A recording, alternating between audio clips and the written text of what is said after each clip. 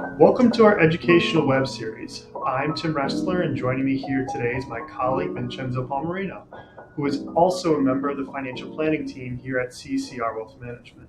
Today, we will discuss the benefits of dollar cost averaging versus lump sum investing. Vinny, thank you for making the time to be here today and to share your thoughts on this topic. My pleasure, Tim. Thanks for having me. I've been getting a lot of questions recently. Is now a good time to invest? Clearly, that's a loaded question, and we typically would say yes because we don't want to time the market. Typically, the more time you are in the market, the longer your time horizon, the greater the chances of your success.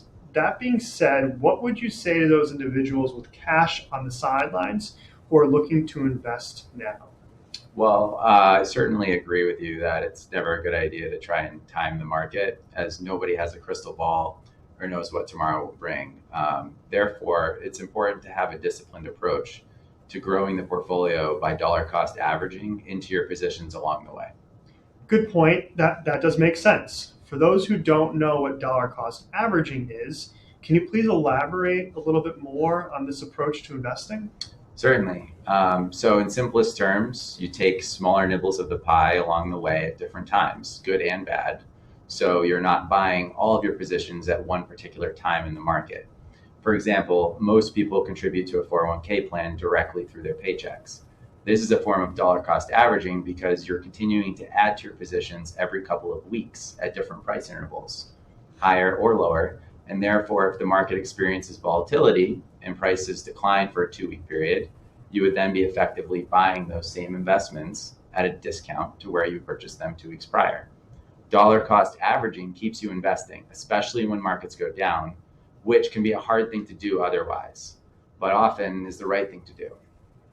Makes complete sense. So the downside is you could be adding to your positions at a higher price level as well. Is that right? Yes, that's certainly possible. But on the flip side, if the market continued to decline, you would continue to lower your cost basis overall by buying at a lower price level along the way. So how would someone start a dollar cost averaging strategy, Vinny? So to start, it would be prudent to determine an overall investment goal, define the amount of funds that you'd want to invest, or cash flow savings invested monthly. We believe that a hybrid approach is the most efficient way to handle this. For example, you have $100,000 on the sideline. A solid dollar cost averaging strategy would be investing a portion of the lump sum up front, say $40,000, and then spreading the remaining $60,000 over the next 12 months. With this strategy, by investing $5,000 a month, you're buying at 12 different times throughout the year and an overall larger investment than the initial lump sum. What are the pros and cons to dollar cost averaging? While dollar cost averaging is a great strategy to achieving average cost basis, it does not guarantee a gain. Additionally, the market could decline for the entire year, and therefore you would have been better off waiting until the end of the year to invest your funds in a lump sum.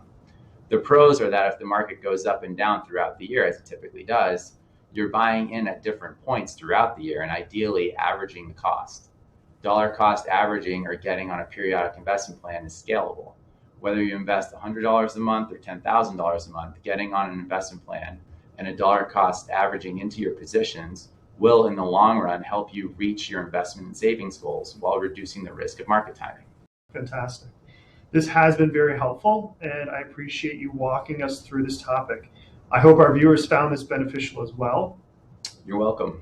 It was my pleasure. And as always, it's best to contact your CCR financial advisor, who can certainly answer any questions along the way that you might have, specifically about savings goals, periodic investments, or dollar cost averaging.